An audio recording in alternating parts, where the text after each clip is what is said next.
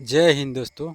आज हम बिहार डीएलएड जो प्रीवियस ईयर का क्वेश्चन है उसमें से करने वाले हैं और उसका हम जो व्याख्या करेंगे उसमें से दो दो क्वेश्चन आने वाला है। तो 100 क्वेश्चन करेंगे जिसमें से 80 क्वेश्चन है आपका एग्जाम पेपर में आएगा यहाँ से। तो पूरे गारंटी के साथ कर रहे हैं, तो वीडियो को पूरा लास्ट तक देखिएगा। वीडियो अच्छा लगे तो लाइक कीजिएगा और शेयर कीजिएगा। सबसे पहला क्वेश्चन आपके सामने है, यहाँ पर गांधी इरविन समझौता कब हुआ था। तो आपको तो पता है 1931 में हुआ था, पर यहाँ पर जो हमने व्याख्या जो किया है 1931 में हुआ था, पर हमने यहाँ पर जो व्याख्या किया उसको पढ़ेंगे तो आपको समझ आएगा। गांधी इरविन समझौता 5 मार्च 1931 को हुआ था। यह समझौता कांग्रेस और ब्रिटिश सरकार के बीच हुआ था, जिसके तहत सविनय अवज्ञा आंदोलन समाप्त किया गया और गांधी जी को गोलमेज सम्मेलन में शामिल होने की अनुमति दी गई। इसे दिल्ली समझौता भी कहा जाता है। और यहाँ पर अगला सवाल भी इसी तरह से हमने दिया है, जो कि यहाँ पर जॉन डीवी शिक्षक क्षेत्र में किस बात के लिए प्रसिद्ध है। तो यह प्रगतिशील शिक्षक यानी शिक्षा दर्शन के हैं। और यहाँ पर जो हमने व्याख्या भी किया है, इस व्याख्या को हम पढ़ेंगे तो आपको पढ़ेंगे तो यहाँ पर देखेंगे कि यहाँ पर जॉन डीवी यानी जॉन डीवी एक अमेरिकन जो दार्शनिक और शिक्षक थे, जिन्होंने प्रगतिशील शिक्षा की जो नींव रखी। उन्होंने जो learning by doing is the यानी अवधारणा दी, जिसमें बच्चों को सक्रिय रूप से सीखने पर बल दिया गया। और इसी तरह से हमारा अगला सवाल भी आएगा, जैसे कि दिया गया प्राथमिक शिक्षा किस उम्र के बच्चों को दी जाती है। तो प्राथमिक शिक्षा जो है आपके 6 से 14 वर्षों के बच्चों को दी जाती है। और इसी तरह से हमें अपने व्याख्या भी किया है, जिसको हम पढ़ लेंगे कब पारित किया गया था। आपको यहाँ पर 2 क्वेश्चन लड़ जाएगा, इसलिए याद रखिएगा। भारत में शिक्षा का अधिकार अधिनियम यानी आर्ट एक्ट यानी 2009 में 2009 के अनुसार 6 से 14 वर्षों के बच्चों को निःशुल्क और अनिवार्य शिक्षा देने का राज्य का दायित्व है। यह प्राथमिक शिक्षा और यह प्राथमिक और उच्च जो प्राथमिक स्तर के शिक्षकों को कवर करती है। और इसी तरह से अगला क्वेश्चन आपके सामने आएगा, चौथा नंबर। तो गुणनखंड किसका भाग है। तो गुणनखंड जो है गुणा का भाग है। यहाँ पर हमने व्याख्या भी किया और यहाँ पर एक एग्जाम्पल भी दिया है, जिसके तहत आप समझ सकते हैं।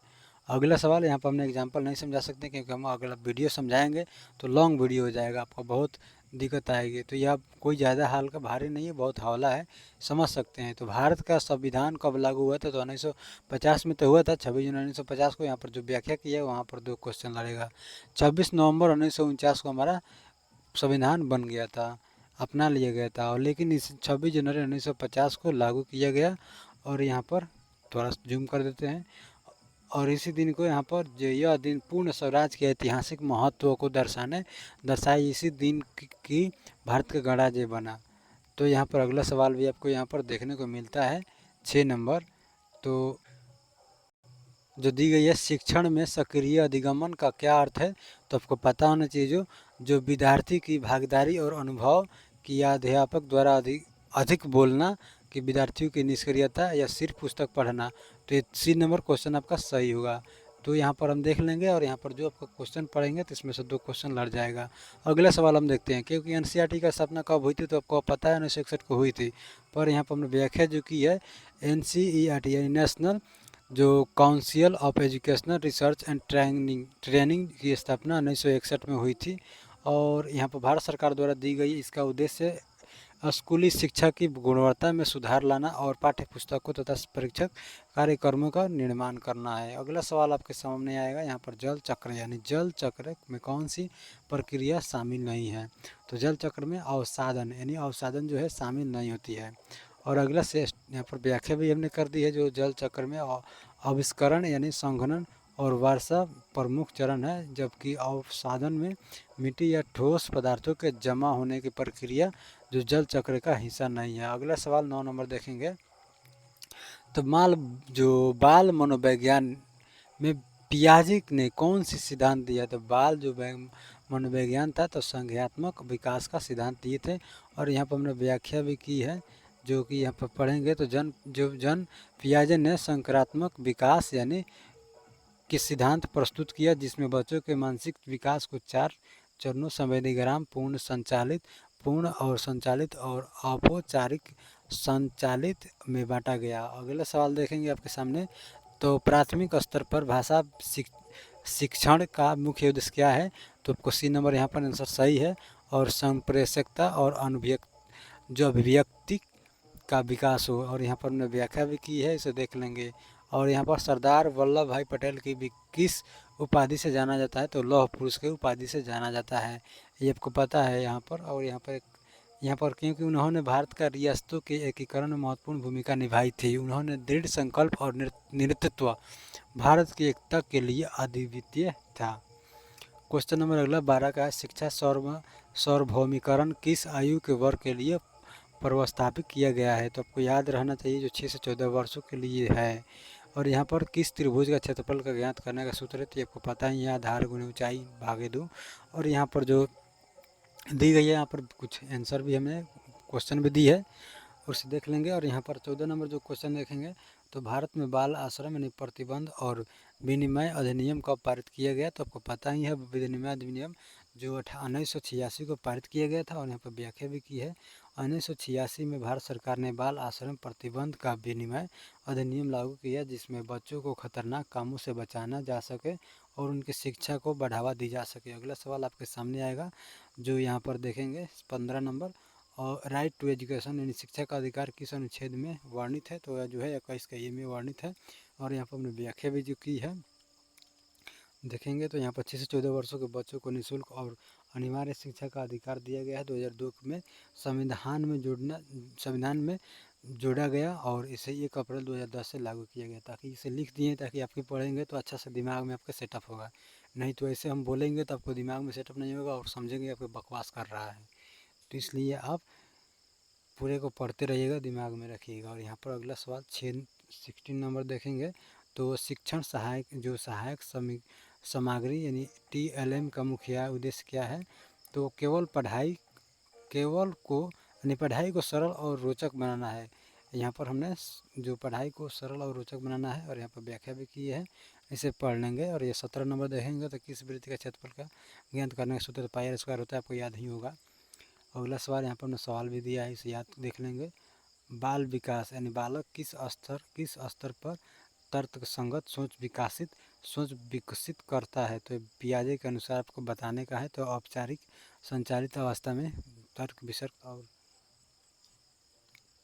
अगला सवाल यहाँ पर हमने व्याख्या भी कर दिया, 11 वर्षों की उम्र से शुरू होती है, जिसमें बच्चे की जटिल तर्क समस्या समाधान यानी और वैकल्पिक सोच विकसित करते हैं। अगला सवाल आपका 19 नंबर देखेंगे, तो पानी के 3 अवस्थाओं में कौन से परिवर्तन शामिल है, तो पानी के जो वाष्पीकरण, संघनन और हिमन में संघनित है। और यहाँ पर पानी 3 अवस्थाओं में होती है, जो ठोस से बर्फ बनती है, और द्रव पानी में, और गैस भाप में वाष्पीकरण होकर पानी से गैस बनती है। संघनन से भाप फिर से पानी हो जाती है, बदल जाती है, और हिमन से पानी बर्फ में बदल जाती है। 20 नंबर क्वेश्चन देखें, तो बालकों की पढ़ने में रुचि को बढ़ाने के लिए शिक्षक को क्या करना चाहिए, तो आपको कहानियाँ सुनाकर और गतिविधियाँ करना चाहिए, क्योंकि यहाँ पर सी नंबर यहाँ पर सही होगा। अगला सवाल है 21 नंबर, भारत में पंचायती राज व्यवस्था की शुरुआत किस वर्ष हुई थी, तो 1959 की हुई थी। और यहाँ पर हमने व्याख्या भी की है, जो 2 अक्टूबर 1959 को जो राजस्थान के नागौर जिला है उसमें हुई थी। और इसका उद्देश्य ग्रामीण क्षेत्रों में स्थानीय जो स्वशासन को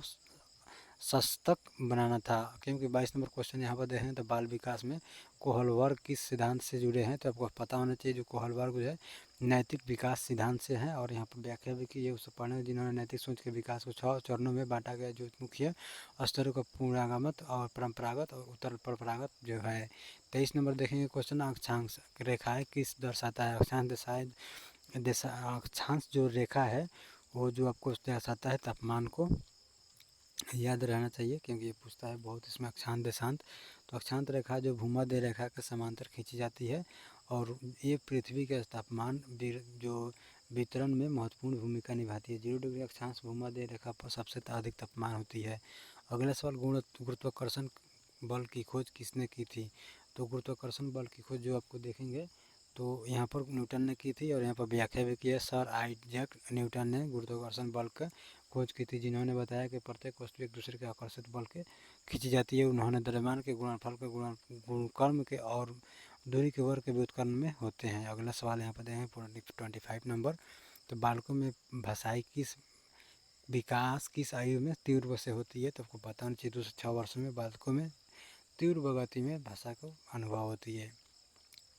26 नंबर में देखें, तो भारत का राष्ट्रीय जनगण मन किसने लिखा था, तो आपको पता ही होगा, रविंद्रनाथ टैगोर ने लिखा था। और यहाँ पर हमने जिसको नोबेल पुरस्कार के विजेता भी माने जाते हैं, 24 जनवरी 1950 को भारत का राष्ट्रीय गान घोषित किया गया है। अपने से यहाँ से एक क्वेश्चन बन जाएगा, कब घोषित किया गया था?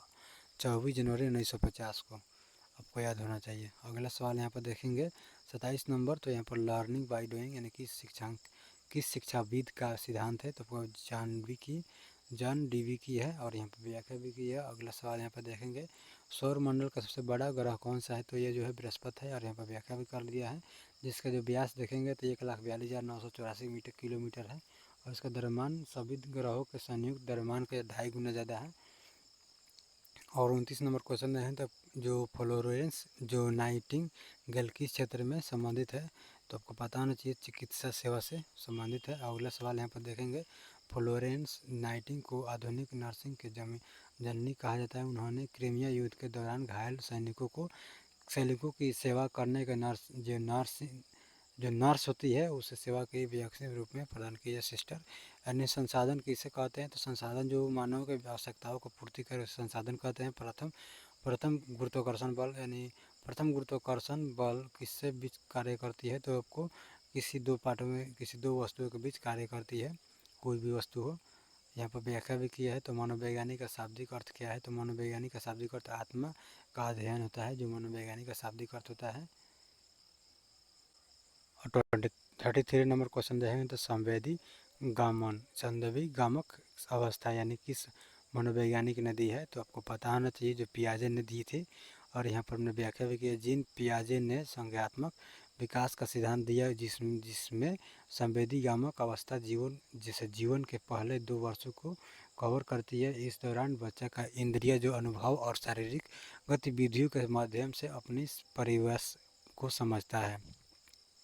शिक्षा का मूल उद्देश्य क्या होता है? तो शिक्षा का मूल उद्देश्य यहाँ पर दिया गया है, जो संपूर्ण व्यक्ति का विकास करना होता है। और व्याख्या भी किया है, जो कि यहाँ पर दिया गया शिक्षा का वास्तविक उद्देश्य केवल नौकरी दिलाना नहीं होता है, बल्कि बच्चे के शारीरिक, मानसिक, सामाजिक, भावनात्मक और नैतिक पक्षों का समग्र विकास करना है। शिक्षा जीवन के लिए तैयारी है, केवल परीक्षा के लिए नहीं है। यह भारत में शिक्षा का अधिकार यानी अधिनियम कब लागू हुआ था? 2010 में लागू हुआ था। यहाँ पर व्याख्या की है, जो 86वीं संशोधन द्वारा एक क्वेश्चन यहाँ से बनेगा, 2002 में अनुच्छेद 21 के में जोड़ा गया, दूसरा क्वेश्चन यहाँ से बन जाएगा।